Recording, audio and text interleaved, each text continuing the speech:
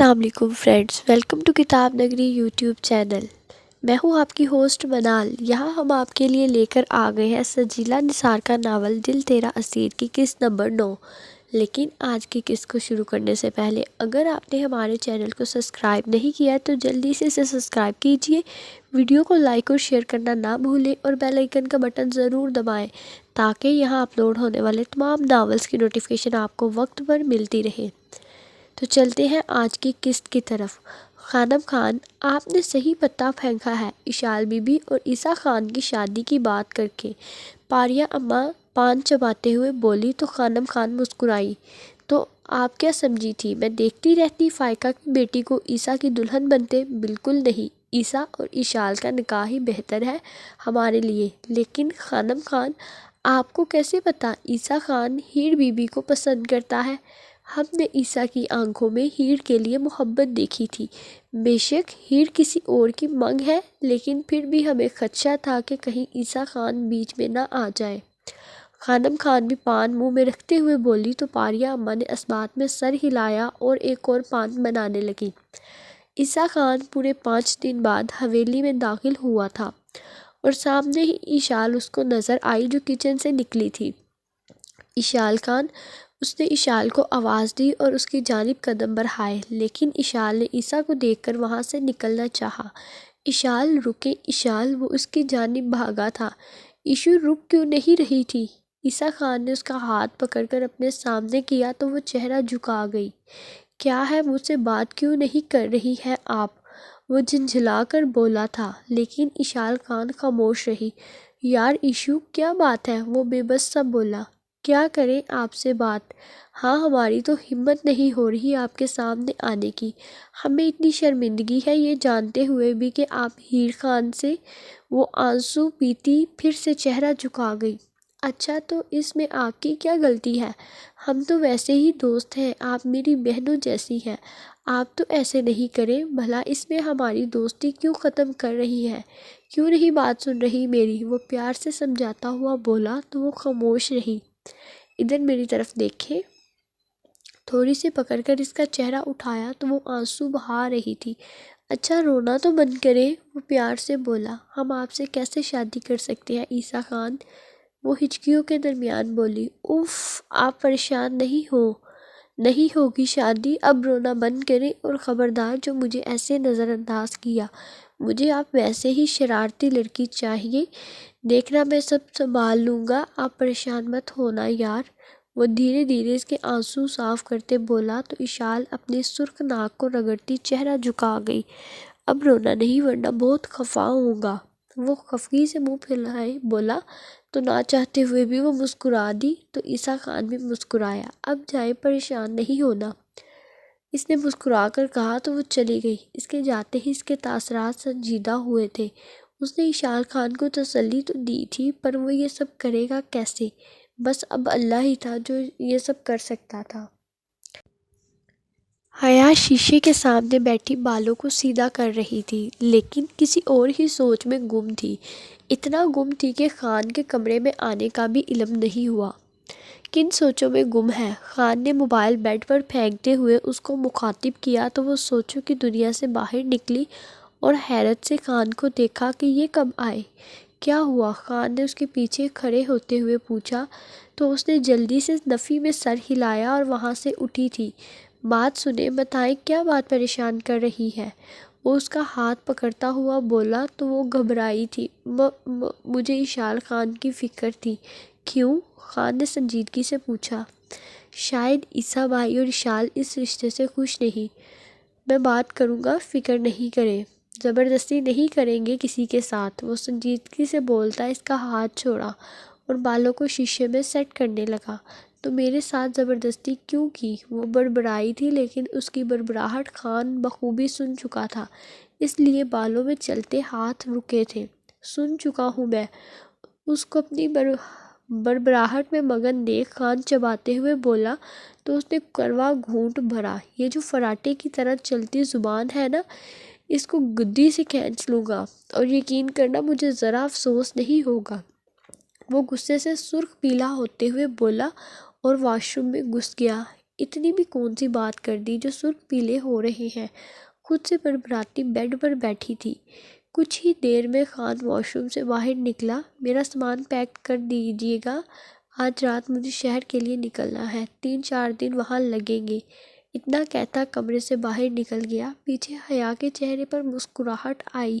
مطلب 3-4 دن خان اس کے سامنے نہیں ہوگا۔ یاہو کا نعرہ لگاتے اس کا سامان پیک کرنے لگی۔ آپی، یہ باہر مردان خانے میں کس چیز کا انتظام ہو رہا ہے؟ دارم نے اشال خان سے کہا۔ مطلب کیا ہو رہا ہے؟ ہیر نے پوچھا تھا۔ مردان خانے کو ایسے سجایا جا رہا ہے جیسے کوئی تقریب ہو، ماں بھی تھی وہاں۔ ہمیں معلوم نہیں، کچھ ہوگا۔ اشال خان نے کندھے اچکائے۔ لیکن ایسا بھی کیا ہے آپی؟ لالا بھی نہیں، شیر خان لالا اور عیسیٰ خان لالا بھی نہیں، پھر یہ سب کیوں؟ اس نے تشویش سے کہا۔ اف، خانم خان کو پتہ ہوگا نا۔ اس نے کندھے اچکائے تھے اور حیا کے ساتھ باتوں میں مصروف ہو گئی۔ خانم خان، اگر خان کو اس بارے میں علم ہوا تو وہ بہت ناراض ہوں گے، سوچ سمجھ کر کریے گا سب۔ پاریہ اماں خانم خان کے ساتھ چلتے ہوئے بولی۔ خان کو ہم دیکھ لیں گے، لیکن یہ جو حیا پارسا بنی پھرتی ہے، اپنی جن اداؤں سے خان کو بہلایا ہے، جو اس میں اکڑ ہے، وہ سب نکالنا چاہتی ہوں۔ انہوں نے نفرت سے کہا۔ جیسے آپ کی مرضی۔ ہاں پاریہ اماں، میں سب کو دکھا دینا چاہتی ہوں کہ حیا سردار میر جہانگیر کی بیوی نہیں بلکہ ایک راکھیل ہے، ایک بازارو عورت ہے جس نے اپنے حسن اور اداؤں سے خان کو بہلایا ہے۔ وہ یہاں کی سردارن نہیں بلکہ سب کو بہلانے کا ایک ذریعہ ہے۔ وہ شیطانی مسکراہٹ سے بولی۔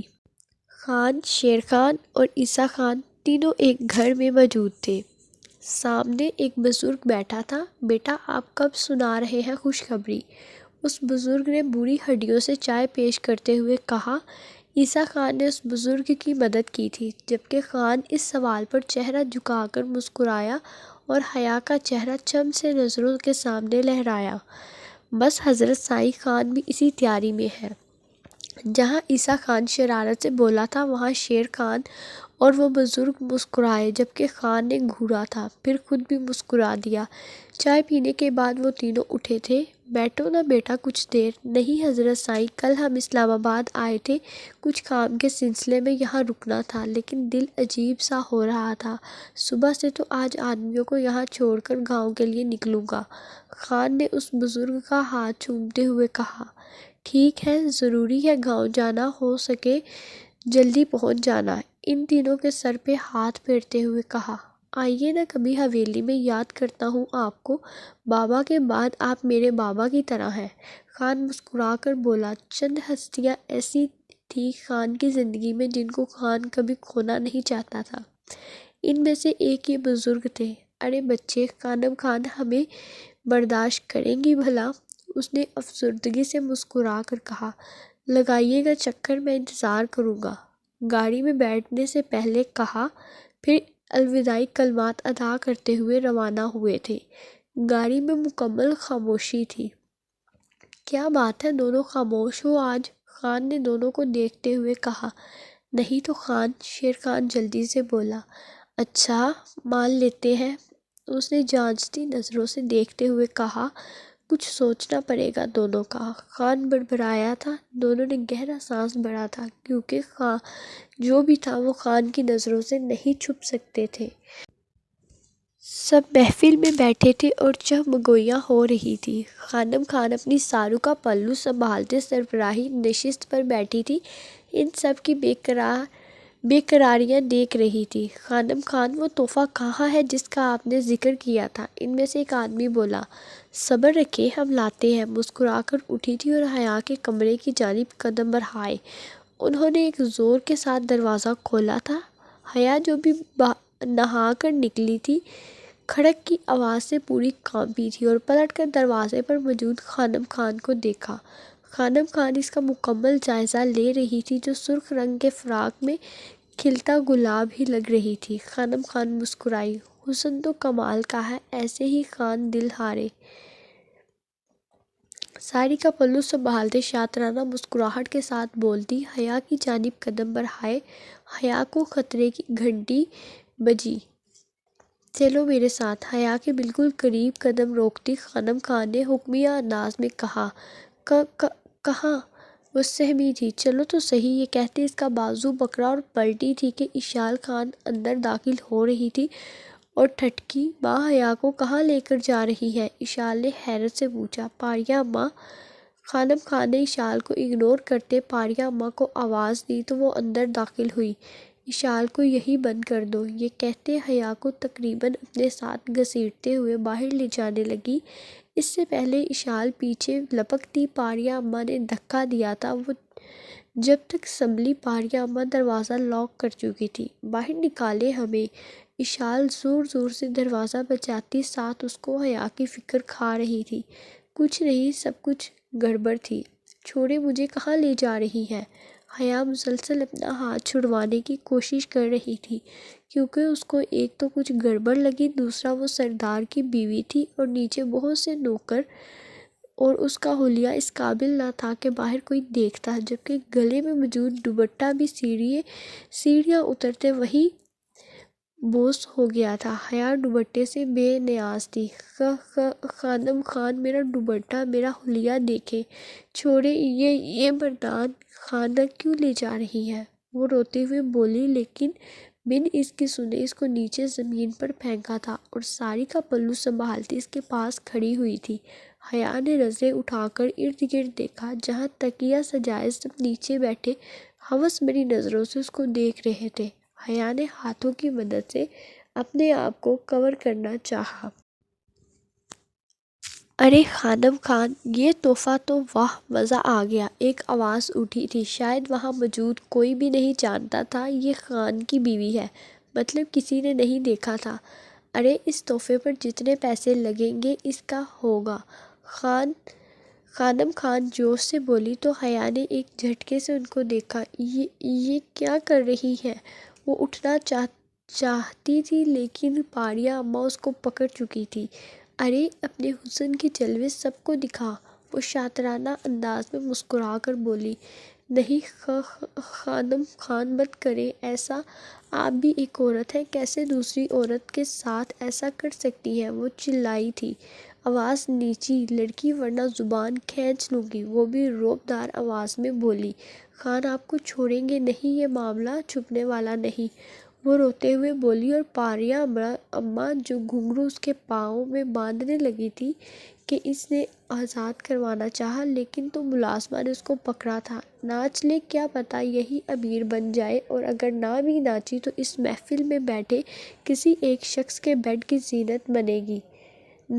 نہیں، وہ نفی میں سر ہلانے لگی۔ اس سے اچھا ہے ناچ لے، قسم ہے مجھے میری سردارن ہونے کی، جیسے ناچو گی واپس بھیج دوں گی، اگر بات نہ مانی تو۔ ہاں ہاں ہاں، سمجھدار ہو۔ خانم خان کا قہقہ بھی گونجا تھا تو وہ بے بسی سے خود کی ہتھیلیاں دیکھنے لگی۔ کوئی نہ تھا جو اس کو بچاتا، خان بھی نہیں تھا، اور اشال خان کو کمرے میں بند کر دیا تھا۔ اس کے پاس اب کوئی حل نہ تھا، اور اپنا آنسوؤں سے تر چہرہ رگڑا تھا اور اٹھی تھی۔ اشال ادھر سے ادھر بے چینی سے چکر کاٹ رہی تھی، اس کو سمجھ نہیں آ رہا تھا کیا کرے۔ حیا کا فون ایک دم یاد آنے پر بیڈ کی جانب بڑھی، لیکن فوراً رکی کیونکہ اس کو یاد آیا حیا کے پاس فون نہیں تھا۔ پھر اس نے بالکنی کا دروازہ کھولا اور باہر جاتی نیچے گارڈن میں ارد گرد جھانکا تھا۔ کچھ ہی فاصلے پر اس کو دارم کھیلتے نظر آیا۔ اشال نے آنسو صاف کیے اور دارم کو آوازیں دینے لگی، لیکن اس کی آواز وہاں تک نہیں پہنچ رہی تھی۔ اف دارم، سن لے، اس نے کہتے دوبارہ آوازیں دی کہ ایک دم سے دارم نے اس کی جانب دیکھا تو اس نے ایک ہاتھ کے اشارے سے اس کو بلایا تو وہ آیا۔ کیا ہوا آپ حیا کے کمرے میں ہیں اور رو کیوں رہی ہے؟ اس نے پریشانی سے پوچھا۔ دارم فون دے اپنا، جلدی کریں، اس نے کہا تو اس نے فون اوپر کی جانب اچھالا، لیکن اس تک نہ پہنچا کیونکہ وہ دوسری منزل پر تھی، اس لیے فون واپس دارم کے ہاتھ میں آیا۔ 3-4 بار ایسا کرنے سے فون اوپر آ گیا تھا، لیکن گرتے گرتے بچا تھا، پر اشال نے فوراً پکڑا تھا۔ کیا ہوا اب بتائیں۔ دارم، فوراً مردان خانے جائیں اور حیا کو بچائیں، جلدی جائیں۔ اس نے کانپتے ہاتھوں سے خان کا نمبر ملاتے ہوئے کہا تو وہ بنا کچھ سمجھے برتان خانے کی طرف بھاگا۔ خان جو شیشے سے باہر دیکھ رہا تھا دارم خان کی کال دیکھ کر اٹھائی تھی۔ جی دارم خان، لالا ہم ہے اشال، وہ ہچکیوں کے درمیان بولی۔ کیا ہوا اشال، آپ رو کیوں رہی ہیں؟ خان پریشانی سے بولا۔ وہی شیر خان اور عیسیٰ خان نے بھی دیکھا تھا۔ جبکہ شیر خان گاڑی چلا رہا تھا اس نے اپنی نظریں سڑک پر بھی مرکوز کی۔ لالا جلدی آ جائے ورنہ خانم ماں حیا کو بیچ دے گی، وہ مشکل سے بولی۔ یہ کیا کہہ رہی ہیں؟ پل میں اس کی آنکھیں سرخ ہوئی تھی۔ آپ فکر نہیں کریں، آ رہا ہوں میں، یہ کہتے کال کاٹی تھی۔ خان کیا ہوا؟ پہلے شیر خان بولا تھا۔ شیر خان کتنا سفر ہے؟ خان تقریباً 45 منٹ کا۔ 15 منٹ میں طے کرو اور حویلی پہنچو، وہ خود کے غصے کو قابو کرتے ہوئے بولا۔ کیا ہوا، خیریت ہے؟ کیا کہہ رہی تھی اشال؟ عیسیٰ خان اب کی پریشانی سے بولا۔ خانم ماں نہ جانے کیا چاہتی ہیں، حویلی پہنچ کر سب معلوم ہوگا۔ خان نے اپنے دل میں برپا طوفان کو دبانے کے لیے دل کے مقام پہ ہاتھ رکھتے مسئلہ۔ ماں یہ آپ کیا کر رہی ہیں؟ دارم خان وہاں پہنچا تھا تو حیا کو بنا دوپٹے کے دیکھ کر بولا۔ دارم مجھے بچائیں، حیا درمیان میں کھڑی ہچکیوں کے درمیان بولی۔ اس سے پہلے دارم آگے بڑھتا، خانم خان کے اشارے پر 2 گارڈز نے دارم خان کو پکڑا تھا۔ ماں یہ غلط ہے، لالا اس کا حساب لیں گے، چھوڑ دیں بھابھی کو، وہ چلایا تھا۔ بکواس بند کریں دارم خان، لے کر جاؤ ان کو یہاں سے، وہ بھی غصے سے بولی تھی۔ نہیں دارم نہیں، حیا بھی چلائی تھی لیکن وہاں کوئی نہ تھا جو اس کی چیخ و پکار سنتا۔ حیا کے چاہنے والوں کو بے بس کر دیا تھا۔ خان پلیز آ جائیں، اس نے دل سے دعا کی تھی۔ وہ گانے کے بول نہ تھے، حقیقت تھی، داغ لگ رہا تھا اس کی روح پر۔ گانے کے بول کے ساتھ وہ بھی روتے ہوئے ہنسی تھی۔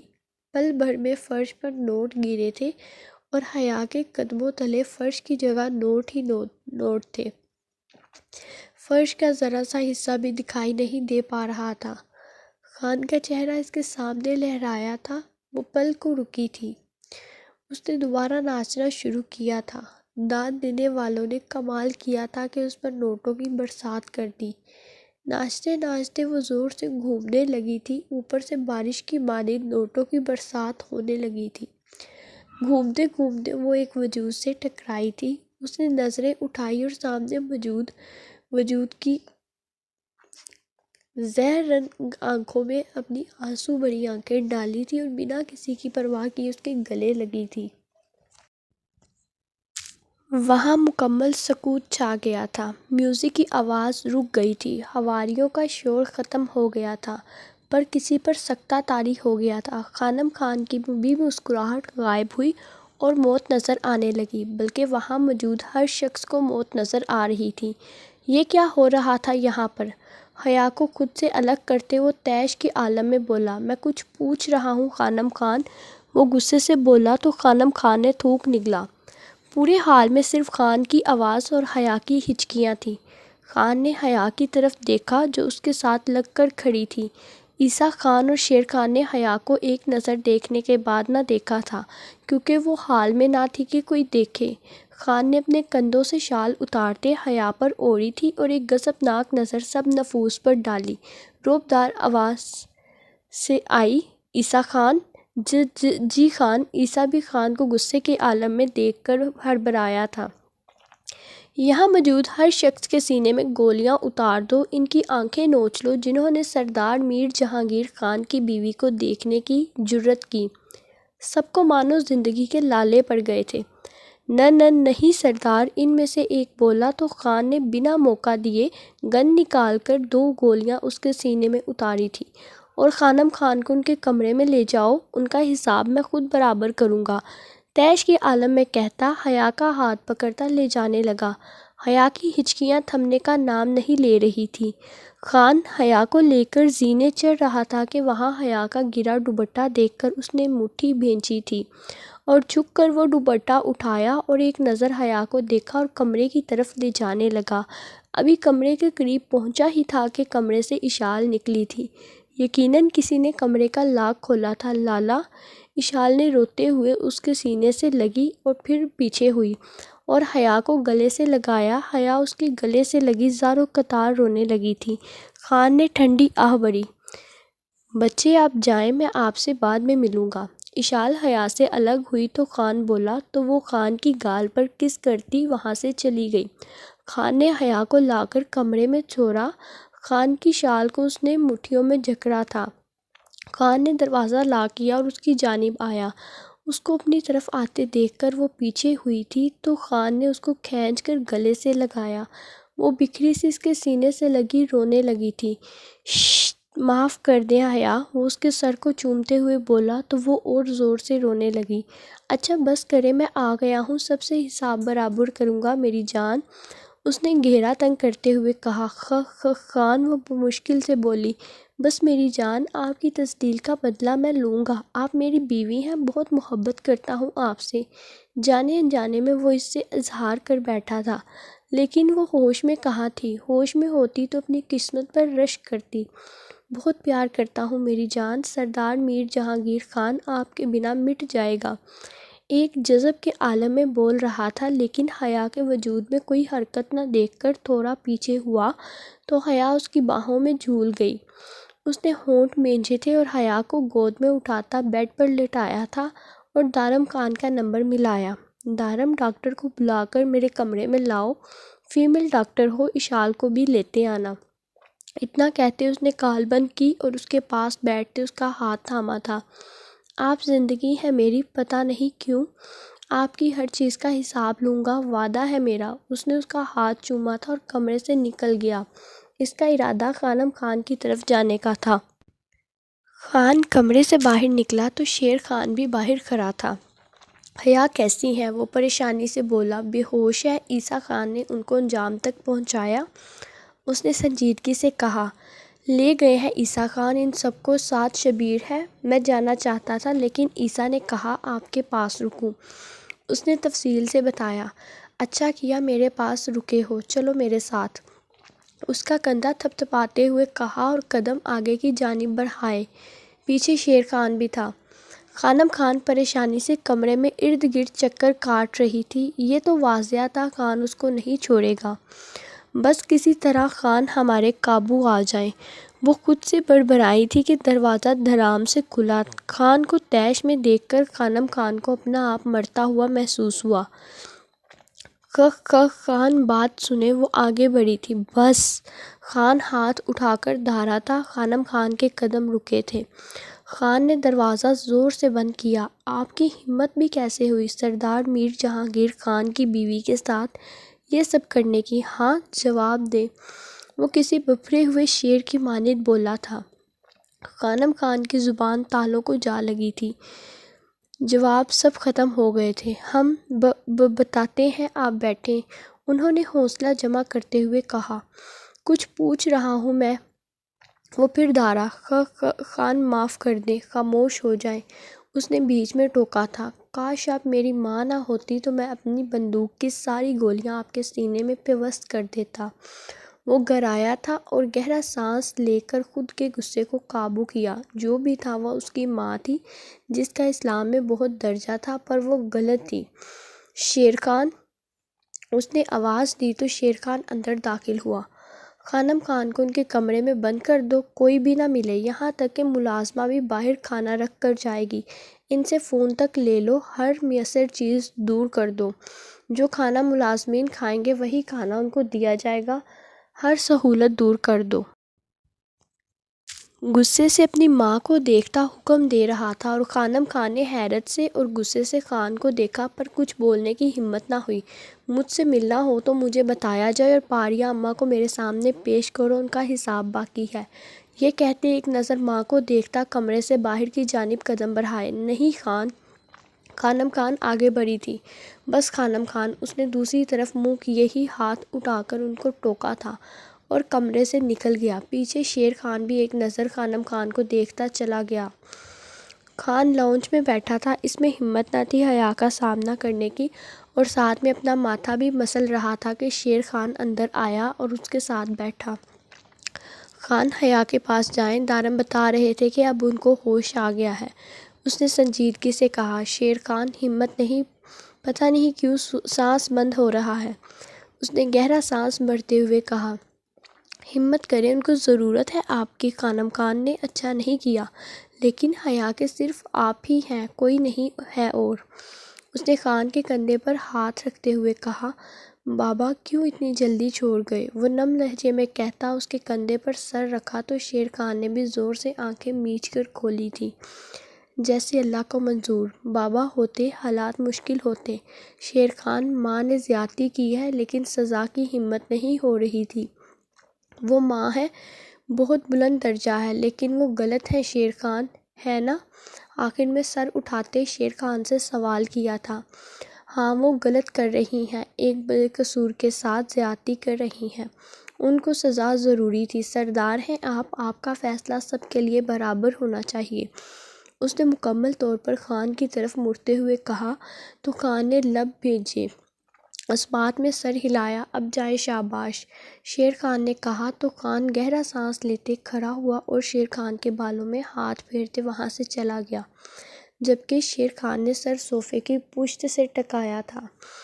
جاری ہے۔ جی تو فرینڈز، کیسی لگی آپ کو آج کی قسط؟ اپنی رائے سے ہمیں کمنٹ سیکشن میں ضرور آگاہ کیجیے گا۔ جلد ہی ملتے ہیں ایک نئی قسط کے ساتھ، تب تک اپنا خیال رکھیے گا۔ اللہ حافظ۔